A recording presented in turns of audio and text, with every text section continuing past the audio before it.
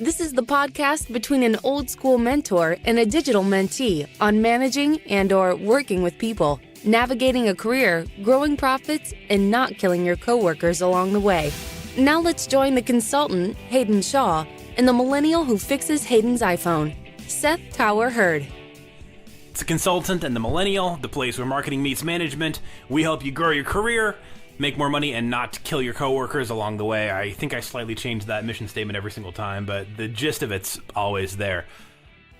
The gist is always there. It's always about right. Matter of fact, every time you say it, I like it each time. So it's not like one of them sucks. Okay, so my name is Seth Tower Hurd, entrepreneur, business owner, film critic, and syndicated radio host out of Chicago.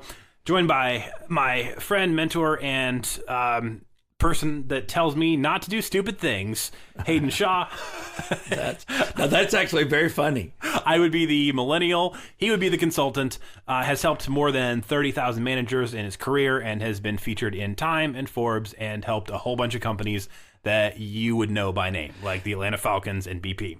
You know what's so funny is when, that you're like, I'm the millennial. I would be the millennial.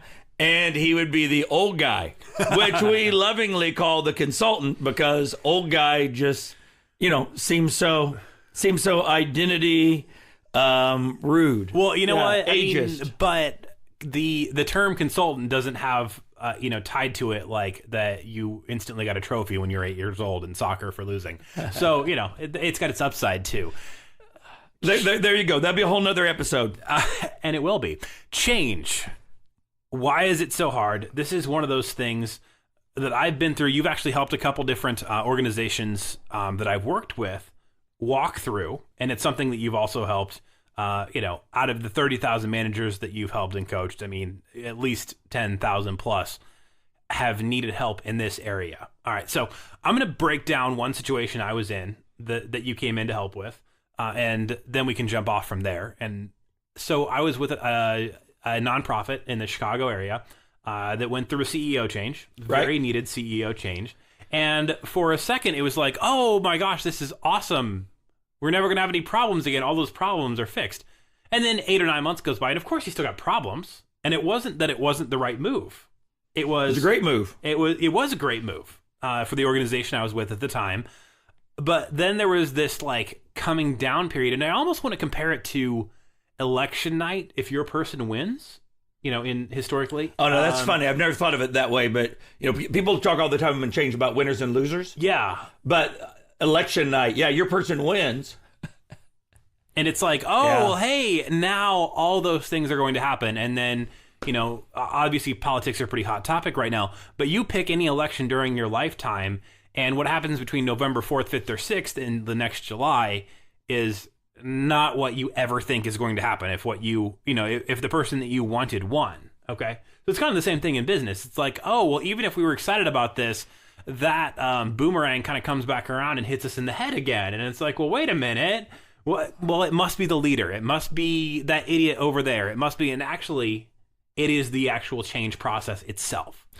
People do get goofed up because they do expect magic politically, don't they? Yeah. Yeah.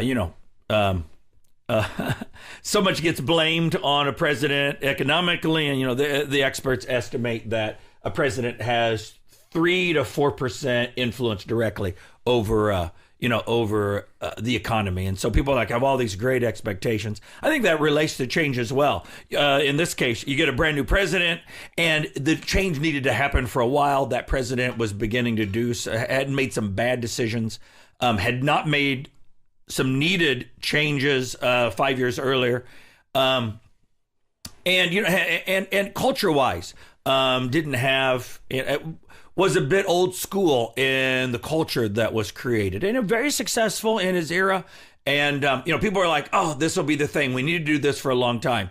And the people who had thought the change was necessary were the winners, and the people who thought that, "Oh wow, I don't know if I like this," were the losers. And 6 months later, everyone didn't know where they were at. Okay. So assuming you don't just die and go out of business, the question is, yes, now what? And why is this so hard? Like, why does this why have I seen this 2 or 3 or maybe even 4 times, right? why is this so hard? Well, you're involved this week. You and I talked this week about a situation with a client that is in the midst of a fairly significant change, has some generational implications to it, but it's mainly a change management issue. And so why is it hard? Because it's not the change itself that gets people, it's the wave. It's the emotions that get them messed up. And, we can talk all we want about that it's the change itself.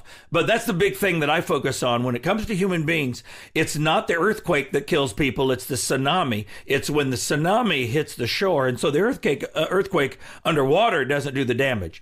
And the change you made about reorienting the president doesn't do it. It's, all right, well, what does that mean now that we've had new people in place? We got a new president who has some new guidelines, who has some new values, who is asking for some different things in the culture. And I thought I wanted all that.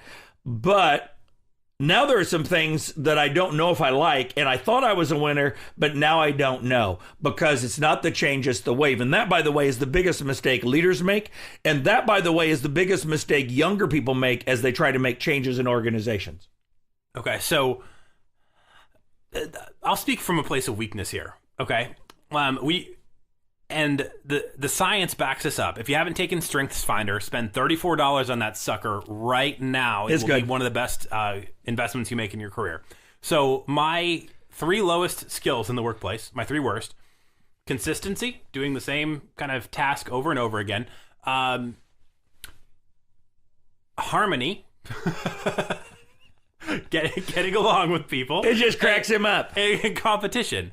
And so what that kind of winds up being is, I'm a person that really struggles with patience on when it's really obvious what should be done. To the point when you've been an incredible asset when I've had questions in my first day job and now as a business owner, questions to the point where I'm like, I don't even know, because, I'm an entrepreneur now. I don't have to deal with office politics. 3 of my clients are going through some kind of change wave right now. And it's really hard for me. One of them wanted me to get on Skype with the parent company and explain the decisions I'd made around social media coaching for them, which had smash successes. The CEO of that branch was ecstatic. Right. And they're like, okay, well, now we need to explain this to the corporate. And I'm like, no. We need to Mad Max Thunderdome it and see who comes out alive is what we need to do. And so fortunately, I can't believe I'm saying fortunately, I got a migraine yesterday, so I didn't have to do that, so you can at least talk me down from the ledge, right? But is it because everybody thinks that, that there's going to be a different, like they have different ideas of what the outcome's going to be? Yes, that ultimately, kind of at a 30,000-foot level, is exactly what it is. That idea of winners and losers, and we think we won and then discovered 6 months later that we don't know if we won or not. What you just described, first of all, anytime you would think Mad Max in a way to approach a change situation, it would probably not be elegant or delicate enough. So just in general, Mad Max is, when the Mad Max metaphor comes to mind, probably is time to just get a migraine. And then secondly, it looks like the result should be obvious. But when results are obviously good, that leads to a whole sequence of waves that come up next. So the corporate office is like, but that's off brand, that's off strategy. There's a person in our marketing department's like, I did not authorize this. If you like what they're doing in that branch or that office better than what you like that we're doing in corporate, what does that mean for me and my job? I don't have the same skills. I don't have the same budget. I don't have the same buy-in from our other leaders. I don't know that I could pull that off. We need to stop what's going on there because it may make me vulnerable here. All of those things are examples of what might be going through somebody's head. So somebody who's action-oriented is like, let's just go Mad Max because the results are obvious. Well, those obvious results are going to lead to getting great results actually can cause more immediate change tsunamis because suddenly people have to answer a whole bunch of questions. Oh, man. And well, let me tell you why I'm so passionate about getting this done, because I was taking, we'll say a nonprofit that wasn't doing, they're doing pretty well, but they had this incredible potential for growth. Right. Like they really had not done They were in a great situation that some small businesses and even sometimes corporations and nonprofits find themselves in, where the customer just kind of came to them, the donor just kind of came to them, and it's like, that's great. I'm so glad you're here in 2017. I don't think your luck's going to hold out forever. My parents owned a small business when I was a kid. Was your wife ever into Beanie Babies, or your daughter?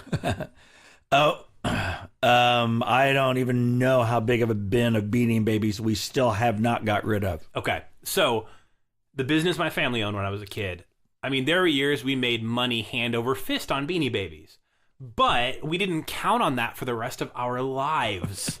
And I felt like the client was like counting on the Beanie Baby trend, of their industry to just be around forever. And it's like, guys, I'm so glad we're doing well right now. The fact that it's not a crisis is the perfect time to build. And now I feel like there's a big roadblock of their corporate, where I'm not joking. I would rather have a migraine than try to convince somebody that's going to do things that I think are incredibly foolish, heavily, a person who's very heavy into, research. And it's like, well, let's research Instagram and Facebook for a year before we do this, or 6 months. And it's like, no. By the time you do that, the algorithms change. You can't do that. You're doing micro research week to week. And if you're not doing micro research, you're losing. So what you're doing is killing this system forever. And then, of course, selfishly, then you're going to blame me because it doesn't work and fire me as soon as the contract's up. Couple of things. First, in that situation, you definitely need to have that conversation. Let me tell you why Instagram isn't something you can research for a year. Here's your timeline. And then here's my worry. My worry is we'll do it. It won't work. You'll blame me as soon as the contract's done. You just say it. Raise what your fears are so that they can understand the humanness, the emotion of the situation. So part of dealing with the change wave is to acknowledge the emotion and the humanness. So the big mistake, and so let me go big picture with this. The big mistake I see executives make, and what I talk about when so I deal mainly with generations, and then I also do a lot with change. So when I'm dealing with organizations and change, I point out the fact that one of the biggest mistake leaders make is they don't talk about the change, and they talk about after 6 months later, they're bored to death with the change and they quit talking about it. And they don't want to acknowledge the emotions of it for fear there's nothing they can do. So they keep selling it, or they talk about the facts involved, which is all important. Talking about facts is an important thing. And talking about how this impacts people as human beings allows people to deal with the wave. Okay. So, back to the corporate thing, right? Like situations I've been in, changes in leadership, it seems like you never had this big productive year after that change in leadership because you're just dealing with the emotions for a year. 41 to 50% of the time are some of the most reliable estimates of how much energy it takes to go through that big of a change. You do a reorganization, it's estimated that people lose 40% of their productivity trying to figure out what to do next, trying to figure out how the new software works, trying to figure out who they get information from. And you're gonna drop 40%, even if it's done well. Some estimates are up to 60 or 70% of the time. Talking to somebody else about how it's going for them, et cetera, et cetera. It's just the grapevine goes crazy. Nobody quite knows what to do with you. Destabilize the process, to quote Dr. Deming, the great quality guru. And his words are, a bad system, a bad process is better than a destabilized process, because a bad process is inefficient, but you can eventually know what comes out the other end. In a destabilized process, you have no idea what's going to come out. And so it just wears people out, and it takes a lot of time to cope with that. Dang. So what do we do with that? Like, and I also want to know, because there's one conversation about if you're at the top of the food chain. There's a whole nother conversation if you're at the middle of the food chain. Next time. Next episode. Okay. 3 very practical things you can do if you're at the top of the food chain. The first one is, there is a wave. Just because you're bored to death talking about the change. Now, we got to have some compassion for the emotions of executive teams, for leaders. Executive teams have been talking about this change for a year. Your manager has been talking about this change for 2 months. you just heard about this change. So 6 months into it, you've got all these emotions you want to think through and process and deal with. And your executive is a year and a half in, and they're like, I am so over this. Literally talking about this again is like fingernails on blackboard to me. So I like to start off with, I know this is probably the last thing you want to talk about, but it's the wave. And if you're on the top end of this, your people have to talk about it when you can't even bear it. You got to deal with your own emotions. If you do Pilates, if you drink heavily, if you need therapy, whatever you have to do to cope with the fact that you still have to talk about it and the emotions of it when you don't want to. Number 2, you think that if you can convince your negative people to get on board, the change goes faster. And there's a lot of change experts that say that. You need to over-communicate. I would suggest you need to under-communicate to your negative end of the change spectrum. You need to over-communicate to your positive end of the change spectrum, because the more you communicate to the people who don't buy the change, the more resistant they get. The more you try to convince the resistors, the more resistant the resistors get. And then lastly, if you'll train your logical folks who are positive toward change, they can do the hard work of communicating the change. Leaders don't make changes. The people at lunch decide what's going to happen with the change. And one of the reasons change goes off the rails is leaders think they have a lot more responsibility for change, a lot more impact on change than they actually make. So it really goes back to your election example. Presidents have far less impact on the economy or the world than those who campaign for them desperately hope, and a lot more influence long term to shape the future. And that's true even if you believe in the great man or woman of history, that it's a single person that shapes history rather than large social movements. Even then, they still have limited impact in the short term, but long impact in the long, big impact in the long term. Okay, so we're gonna go back to those negative people. As someone who has, both been through a layoff and, it did get fired despite, overwhelming performance at one point because somebody just didn't like me, basically. And I had quantifiable, stellar performance of that job, right? As someone who's been through some of this change stuff, I would just tell people to just fire more people. Well, I think that goes back to our very first episode. So if you want to go back to firing, more on firing, go back to that first episode. Wrong is a contextual question in this. Let me illustrate. When Stalin was asked what Robespierre did wrong in the French Revolution, Stalin said he didn't kill enough people. Oh, this is making me feel really good about myself. Yes, and so if you believe that you have to deal with the resistance and you have to deal with it quickly, which is really a key part of my methodology, as you grow the momentum. We'll talk about that next time. You grow the momentum and you deal with resistance. You neutralize the resistance. Stalin's idea was just kill off the resistance. The problem is that does create its own change wave. I will hate you for 4 generations because you killed my grandmother. I'm old. What is that great scene from Princess Bride? What is the Spanish guy's name? I am whatever, and you killed my father. My father, prepare to die. Yeah. You prepare to die. You got that for 4 generations. And so that does create its own long-term change waves. But and you can take this in business. Pfizer bought up a huge number of companies about 15 to 10 years ago.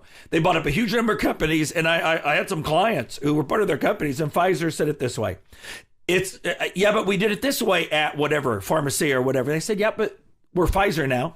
And on one day you were your previous company, and on the next day it was Pfizer, and this is how we do it.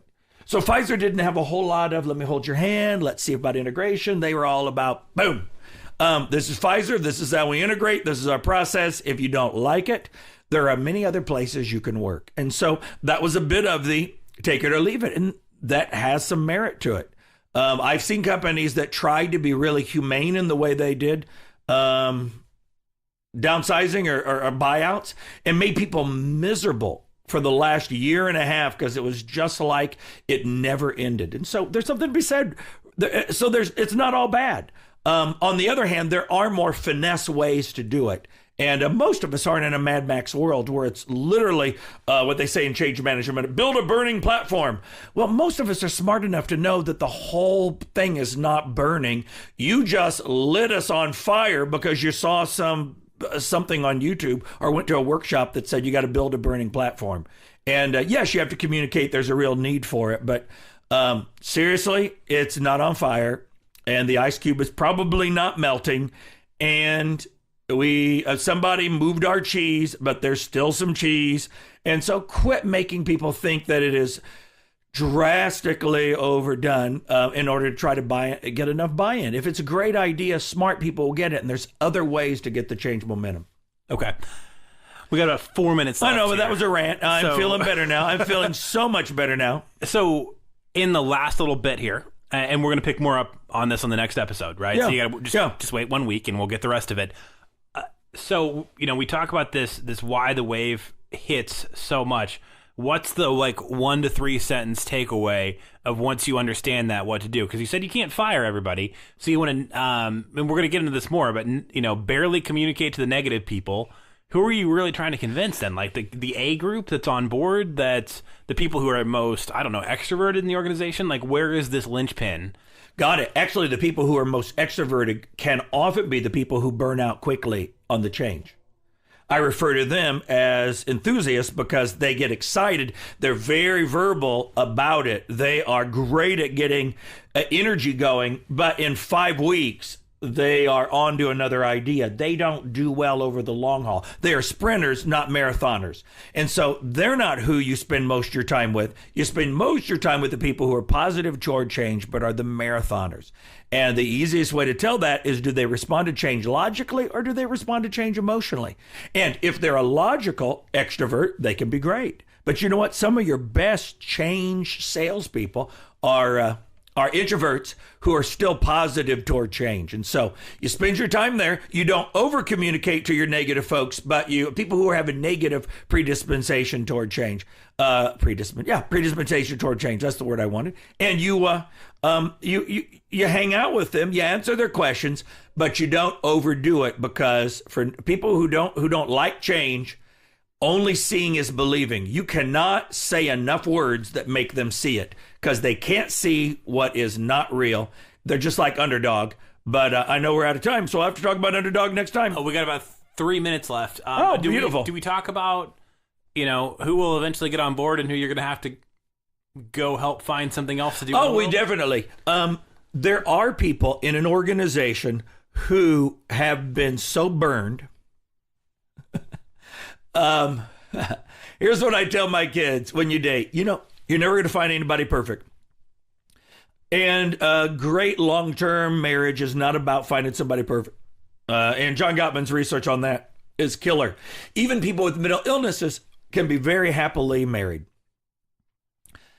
If you get somebody who has been horribly burned, if you get somebody who's got some stuff they need to work through, if you get somebody that won't admit they have a mental illness, if you get somebody whose family of origin did some crazy things and they can't talk about it, they won't acknowledge it, it is going to be a long, miserable experience. And so there are some people who are so damaged in organizations by what's happened to them in the past, are so damaged by their family of origin, or they're just Mensa level smart, but they are power fanatics. Those people have to go work for someplace else. The absolute best thing you can do, I call them light eaters, because they eat light like a black hole. And they eat emotional happiness and health. They will destroy your team. Best thing you can do is go register for them on monster.com or Career Builder, and then give them their first recommendation, because the best thing you can do for your market share is to get them working for your competitors. And so many in-law jokes I'm just not going to make. I'm not going to do it, Haydn. When do you My know? mother-in-law's downstairs. We're filming in at my house. My mother-in-law's literally downstairs, because it sounds so bad. We keep her in the basement.